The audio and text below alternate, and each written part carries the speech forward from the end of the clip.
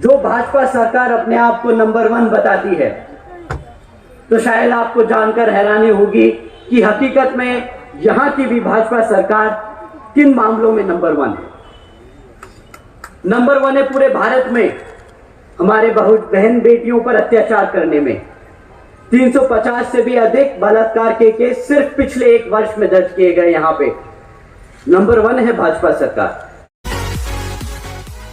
मध्य प्रदेश की इस पावन धरती पर खड़े होकर आप सबके सामने अपनी बात रखने का जो सौभाग्य मुझे मिल रहा है, तो इसके लिए मैं आप सभी का तहे दिल से आभार व्यक्त करता हूं। साथ ही साथ आज यहां हम सबके बीच में मंच पर मौजूद श्री रामजी गौतम जी का भी मैं धन्यवाद करना चाहता हूं। वह पिछले कई वर्षों से इस मूवमेंट के लिए तन मन और पूरी निष्ठा से लगे हैं, परंतु यहाँ ये भी जग जाहिर है कि जितने तन मन व निष्ठा से श्री रामजी गौतम जी लगे हैं, उतनी ही तन मन व निष्ठा और जोर शोर से हमारे मध्य प्रदेश के सभी छोटे बड़े पदाधिकारी एवं प्रदेश कमेटी के सभी सदस्य और हमारी पार्टी के महत्वपूर्ण कार्यकर्ता व समर्थकों भी लोग बहुत जोर शोर से लगे हैं। मैं आप सभी का तहे दिल से शुक्रिया अदा करता हूं। आज मैं आपसे अपने एक दिल की बात कहना चाहता हूं। अगर आप इजाजत दे तो कहूं? तो सुनिए। बाबा साहब के दिखाए रास्ते, मान्यवर साहब के बताए तरीके और बहन जी के बेबाक अंदाज को हम सबको दिल और दिमाग से अपनाना होगा।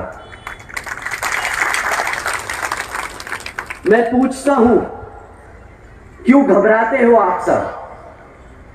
मैं पूछता हूं, क्यों डरते हो तुम? अरे जब आप सबके सर पर जिस शेरनी का हाथ है, तो क्यों कमजोर महसूस करते हो तुम?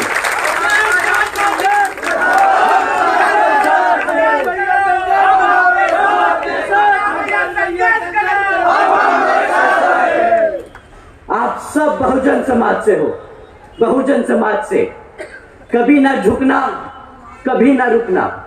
अपनी जिंदगी को अपनी शर्तों पे जीने की हैसियत रखने वाले हो तुम। वो कहते हैं ना कि अगर किसी चीज की लत लग जाए तो वो आदमी की पहचान बन जाती है। तो आज मैं कहता हूं कि बना लो ये पहचान एक निडर समाज की, एक ताकतवर समाज की, एक मजबूत बहुजन समाज की। साथियों, जब हम अपने आप को लाचार महसूस करते हैं, लाचार समझने लगते हैं, तब मानववादी लोग हम पर हावी होते हैं। अब देखिए,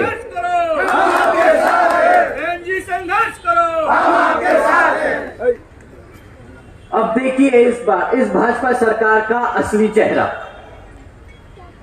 श्रीमती रामप्यारी बाई जी, आप सब ने इनका नाम जरूर सुना होगा।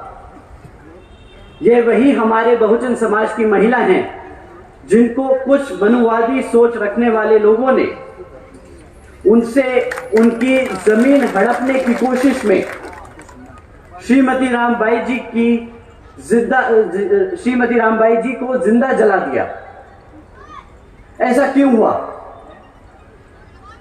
क्योंकि घबराते हैं हम, क्योंकि आज तक बिखरे हैं हम। श्रीमती भारती कसडेकर जी, इनके परिवार के बारे में इनके परिवार के बारे में भी आप सबने सुना होगा कि किस तरह इनके परिवार के 5 सदस्यों की हत्या कर दी गई।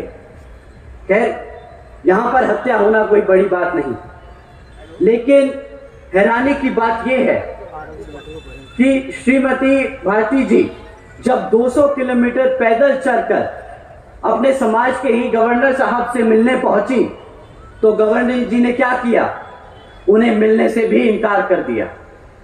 ऐसा क्यों हुआ साथियों? क्योंकि आज तक हम डरते हैं, क्योंकि अभी भी हम बिखरे। श्रीमती लीलाबाई जी, इनका नाम भी आप सब ने सुना होगा। श्रीमती लीलाबाई जी वही महिला है जिन्होंने अपने बच्चे को कोख में ही खो दिया। क्यों? क्योंकि एक अफवाह चली कि कुछ आदिवासी समाज के लोग धर्म परिवर्तन कर रहे हैं और कुछ मानववादी सोच रखने वाले लोगों को ये बात हजम नहीं हुई, तो अपना वर्चस्व बनाए रखने के गुरूर में श्रीमती लीलाबाई जी के घर में घुसकर उनके साथ हाथापाई कर उनके बच्चे को कोख में ही मार दिया। ऐसा क्यों हुआ? क्योंकि आज भी कमजोर महसूस करते हैं हम, क्योंकि बिखरे हैं हम। साथियों, सिर्फ एक बार एकजुट होकर तो देखो, एक बार सत्ता में आकर तो देखो, फिर मजाल है कि कोई हमारे समाज की तरफ आंख भी उठाकर देखे। आम्ही आकाशानंदी संघर्ष करा, आम्ही आकाशानंदी संघर्ष करा। साथियों, जो भाजपा सरकार अपने आप को नंबर 1 बताती है, तो शायद आपको जानकर हैरानी होगी कि हकीकत में यहां की भी भाजपा सरकार किन मामलों में नंबर 1 है। नंबर 1 है पूरे भारत में हमारे बहन बेटियों पर अत्याचार करने में। 350 से भी अधिक बलात्कार के केस सिर्फ पिछले 1 वर्ष में दर्ज किए गए। यहां पे नंबर 1 है भाजपा सरकार। नंबर 1 है पूरे भारत में हमारे बुजुर्गों पे अत्याचार करने में। यहां की भाजपा सरकार नंबर 1 है। नंबर 1 है पूरे भारत में हमारे SC, ST, OBC व धार्मिक अल्पसंख्यक समाज पर अत्याचार करने में। नंबर 1 है मध्य प्रदेश की भाजपा सरकार। इन बातों पर शर्म आए या गुस्सा अभी समझ नहीं आता। जब मैं सुनता हूं कि यहां के गृह मंत्री इन मामलों पर सफाई देते हैं ये कहकर कि मध्य प्रदेश में जुर्म इसलिए ज्यादा दिखता है क्योंकि यहां की पुलिस सारे केस दर्ज करती है, ये कहकर कौन सा एहसान जता रहे हैं यहां के लोग। क्योंकि जहां तक मुझे याद है, अगर आपको यहां की जनता किसी सरकारी पद पर बैठाती है तो फिर आप एक जनता के सेवक और एक सरकारी नौकर होते हैं। मैं कहता हूं, अगर आपसे काम नहीं होता तो छोड़ दीजिए पद। और यही सवाल मैं यहां के मुख्यमंत्री से पूछता हूं। जब आप उसी समाज की सुरक्षा नहीं कर सकते जिसने आपको पिछले 15 वर्ष से ज्यादा यहां के तख्त पर बिठाकर रखा है, तो आपको भी कोई हक नहीं उस तख्त पर बैठने का। साथियों, ये गुस्सा मेरा व्यक्तिगत नहीं, ये नाराजगी मेरी व्यक्तिगत नहीं। दुखी हूं क्योंकि हमारे बहुजन समाज को जो मुख्यमंत्री के साथ साथ प्रधानमंत्री बनाने की हैसियत रखता है, ताकत रखता है, उसी समाज का शोषण होता है। और यह अकेले मध्य प्रदेश का हाल नहीं, बल्कि हर एक उस प्रदेश का हाल है जहां जहां पर भाजपा और कांग्रेस की सरकारें। यह फितरत है भाजपा की, धोखा देने की, कमजोरों पर अत्याचार और बहुजन समाज को दबा के रखने की। साथियों, इसी तरह है केंद्र की भाजपा सरकार। कुछ लोग मन की बात सुनाकर वोट ले गए आपका, और अब जब जनता परेशान और बेहाल है तो मन की ही बात सुनाकर बोलते हैं, अरे हम तो फकीर आदमी हैं, झोला उठाकर चल पड़ेंगे। केंद्र की सरकार का वादा करोड़ों नौकरियां देने का, केंद्र की सरकार का वादा महंगाई कम करने का, केंद्र की सरकार का वादा गरीबी खत्म करने का। क्या यहां बैठे मेरे साथी लोग, आप लोगों की लग गई नौकरियां? क्या आप लोगों के लिए हुई महंगाई कम? क्या आप लोगों की बड़ी आमदनी? अरे साथियों, जो 10 करोड़ नौकरियां देने का वादा किया था ना, 10 करोड़ तो दूर, 5 करोड़ लगी हुई मैन्युफैक्चरिंग सेक्टर में जो नौकरी लगी थी, वो भी आज घटकर सिर्फ 2.5 करोड़ रह गई है। जो महंगाई का ढिंडोरा पीट रहे थे 2014 में और आम आदमी को एहसास जताने निकले थे कि भाई 50 रुपए का पेट्रोल बहुत महंगा है, भ्रष्ट है ये सरकार, आज उन्हीं सरकारों से पूछता हूं, क्यों भाई 100 रुपए का पेट्रोल आज महंगा नहीं लग रहा क्या? जो गरीबी खत्म करने निकले थे, आज नोटबंदी जैसे काम करके शायद गरीब को ही खत्म कर चुके हैं।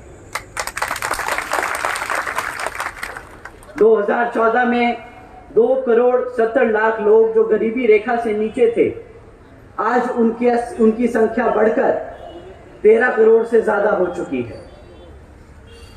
हम सबको पूछना होगा यहां के प्रधानमंत्री से, क्यों अब ऐसे ही भारत की इकोनॉमी बनेगी $5 ट्रिलियन की? मैं अगर सही मायने में समझता हूं तो केंद्र की सरकार को बहुजन समाज को मुफ्त में राशन देने जैसी योजनाएं चलाने की कोई जरूरत नहीं। हमारे समाज को हमारे पैरों पर खड़े होने के लिए सिर्फ अवसर चाहिए, क्योंकि इतिहास गवाह है साथियों, बहुजन समाज लेने वालों में से नहीं, देने वालों में से है। आज हम भाजपा सरकार को मन की बात नहीं, कुछ काम की बात समझाना चाहते हैं। एक लीडर होता कैसा है, एक मुख्यमंत्री होता कैसा है, और एक प्रधानमंत्री को होना कैसा चाहिए। बहन जी ने कानून व्यवस्था के साथ साथ राज्य के सामाजिक व्यवस्था के लिए भी अनेकों कार्य किए। बहन जी ने देश में पहली बार सरकारी कॉलेजेस में, स्टूडेंट हॉस्टल्स में अन्य पिछड़े वर्गों के छात्रों के लिए 27% आरक्षण की व्यवस्था तय की। बहन जी ने सावित्रीबाई फूले बालिका शिक्षा योजना के तहत 7 लाख से ज्यादा बच्चियों को 12वीं तक की शिक्षा प्राप्त करने हेतु 600 करोड़ से अधिक लागत इन बच्चियों पर, अब बच्चियों को अपने पैरों पर खड़ा कर एक उज्जवल भविष्य देने के लिए खर्ची। बहन जी ने महामाया गरीब बालिका आशीर्वाद योजना के तहत 3,25,000 बच्चियों को 1-1 लाख रुपए सीधा उनके बैंक खातों में देने का काम किया। साथियों, आदरणीय बहन जी ने इस योजना के तहत 3,250 करोड़ से ज्यादा सीधा बच्चियों के बैंक खातों में भेजे। भारतीय जनता पार्टी ढिंडोरा पीटती है कि भाई हम 20 लाख रुपए देंगे, 20 लाख रुपए देंगे, और ऐसी योजनाएं चलाती है बेटी बचाओ बेटी पढ़ाओ जैसी खोखली।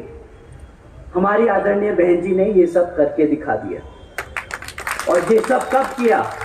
2007 से 2012 तक। जो 2014 में बने वो बोल रहे थे 20 लाख देंगे। कभी अगर जानकारी पूरी होती तो पता चलता कि उससे ज्यादा अधिक, उससे ज्यादा कई ज्यादा हमारी बहन जी दे चुकी है। आदरणीय बहन जी ने अपने शासनकाल में 12,500 करोड़ की लागत से हमारे SC, ST व OBC, साथ ही साथ आदिवासी समाज के 3,50,000 से ज्यादा परिवारों को महामाया आवास योजना के तहत अपना खुद का घर दिया। आदरणीय बहन जी ने अपने शासनकाल में 2,60,000 से ज्यादा भूमिहीन परिवारों को 1,45,000 से ज्यादा एकड़ जमीन का मालिकाना हक दिलाया। साथ ही साथ आदरणीय बहन कुमारी मायावती जी ने अपने शासनकाल में 1 लाख से अधिक सफाई कर्मचारियों की भर्ती की, 2 लाख से अधिक जवानों को पुलिस फोर्स में भर्ती किया, 90,000 से ज्यादा शिक्षकों को सरकारी नौकरी दी। और साथ ही साथ आपको जानकर यह हैरानी होगी कि ये रोजगार के मौके तब दिए गए जब पूरी दुनिया मंदी के दौर से गुजर रही थी। एक तरफ लोगों को नौकरियों से निकाला जा रहा था और दूसरी तरफ आदरणीय बहन कुमारी मायावती जी उत्तर प्रदेश में लोगों को लाइन से लगाकर नौकरियां दे रही हैं। यही है असल मायने में सर्जन हिताय व सर्जन सुखाय की नीति। आज मैं और मेरे जैसे लाखों करोड़ों बहुजन समाज के नौजवान अपना सिर उठाकर एक इज्जतदार जिंदगी इसलिए जी सकते हैं तो वो सिर्फ और सिर्फ हम सबकी बहन जी की वजह से ही। मैं आज यहां अपना सिर झुकाकर अपने दिल पर हाथ रखकर बहन जी का तहे दिल से शुक्रिया अदा करता हूं। आदरणीय बहन जी जिंदाबाद जिंदाबाद जिंदाबाद।